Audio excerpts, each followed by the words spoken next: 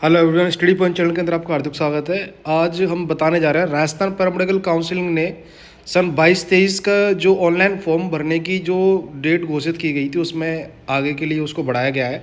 उसमें करेक्शन किए गए हैं, करेक्शन किस आधार पे किए गए हैं। ये जो लेटर जारी हुआ है वो हुआ है 17/2/2023 को।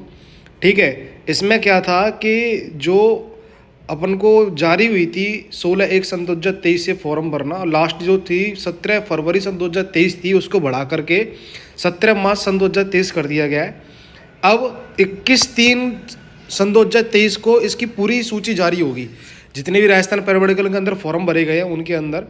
और 22/3/2023 से लेकर 28/3/2023 तक क्या होगा कि आपको जिन बच्चों के फॉर्म भरने में जो भी दिक्कत हुई है, गड़बड़ी हुई है, किसी का फादर नेम गलत हो गया या डेट ऑफ बर्थ गलत हो गया, कुछ भी हुआ है, उसको संशोधन किया जाएगा। वो राजस्थान पैरामेडिकल काउंसिलिंग बताइए किस आधार पर किया जाएगा। ठीक है, 29/3/2023 से लेकर 1/4/2023 तक क्या होगा कि राजस्थान पैरामेडिकल काउंसिलिंग कार्यालय स्तर पर उसको ठीक करेगी। ठीक है, और ठीक करने के बाद 17/4/2023 को जितने भी आएंगे जो करेक्शन, उनको आप देख सकते हैं कि वो सही हुए हैं क्या नहीं हुए हैं। ठीक है, ये प्रोसीजर था। इसके बाद में क्या है कि फर्स्ट काउंसलिंग जो की गई है वो चालू की गई है 12/4/2023 से लेकर 21/4/2023 के अंदर। अब छोटी सी चीज़ है, आप ये चीज़ समझ लीजिए, काउंसलिंग 3 होंगी। फर्स्ट काउंसलिंग होगी, सेकंड काउंसलिंग होगी, थर्ड काउंसलिंग होगी। फर्स्ट काउंसलिंग या कराएं या आप सेकंड काउंसलिंग कराएं या थर्ड काउंसलिंग कराएं, उनके अंदर जो आवेदन शुल्क है काउंसलिंग का वो है 10,000 रुपये। ठीक है, जिन बच्चों की फर्स्ट काउंसलिंग छूट जाती है तो सेकंड काउंसलिंग अप्लाई कर सकते हैं, सेकंड काउंसलिंग छूट जाती है तो थर्ड काउंसलिंग अप्लाई कर सकते हैं। लेकिन जो आवेदन शुल्क है वो 10,000 रुपये उनको जमा कराना पड़ेगा। ठीक है, और ये राशि जो है वो एक बार ही करानी है। जैसे कि फर्स्ट काउंसलिंग आपने करवा रहे हो आप, जिसकी डेट 12/4/2023 से 21/4/2023 है, उसके अंदर अगर आपको कॉलेज नहीं मिलती है तो आपको सेकंड काउंसलिंग जब अप्लाई करेंगे तो जरूरी नहीं है फिर आपको 10,000 रुपये जमा नहीं कराने हैं। वो एक बार ही कराने थे जो आप फर्स्ट काउंसलिंग करा चुके हैं। अगर नहीं कराए हैं तब आपको करानी है। ठीक है, अब थर्ड काउंसलिंग और फर्स्ट काउंसलिंग सेकंड काउंसलिंग से कैसे विपरीत है, वो इसलिए है कि फर्स्ट काउंसलिंग और सेकंड काउंसलिंग के अंदर ये अपवार्ड मूवमेंट है।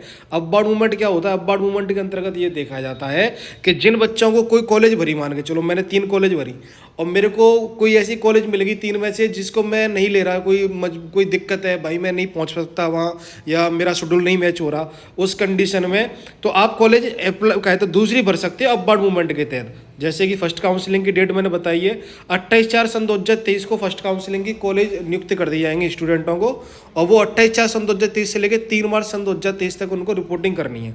अगर उनको कॉलेज समझ में नहीं आती तो अपवर्ड मूवमेंट के तहत वो 8/5/2023 से लेकर 11/5/2023 में दोबारा अप्लाई कर सकते हैं। जिनकी जो नियुक्ति कॉलेज दी जाएगी वो 17/5/2023 तक दी जाएगी। अगर उनको कॉलेज मिलती है, कॉलेज मिलने के बाद में 17/5/2023 से लेकर 22/5/2023 तक उनको कॉलेज में रिपोर्टिंग करनी है। वही प्रोसीजर सेम सेकंड काउंसलिंग है। सेकंड काउंसलिंग में 23/5/2023 से लेकर 27/5/2023 तक अप्लाई करना है। 2/6 को लिस्ट जारी हो जाएगी, कॉलेज में आपको रिपोर्टिंग करनी है 2/6 से लेकर 8/6 के बीच में। कॉलेज पसंद नहीं है तो वही सेम प्रोसीजर अबाउट मूवमेंट के तहत चेंज कर सकते हो, तो वो फिर आपको 15/6 को कॉलेज दी जाएगी। 15/6 से लेके 22/6 के बीच में आपको कॉलेज में रिपोर्टिंग करना है। थर्ड काउंसलिंग में जैसे कि मैंने बताया था चेंज कैसे है, थर्ड काउंसलिंग में चेंज ऐसी है कि जो भी आरपीएमसी के द्वारा आपको कॉलेज दे दी जाएगी उसमें आप अपबाउंड मूवमेंट आप अप्लाई नहीं कर सकते, उस कॉलेज में आपको रिपोर्टिंग करनी ही करनी है। ठीक है, वो चेंज नहीं हो सकती।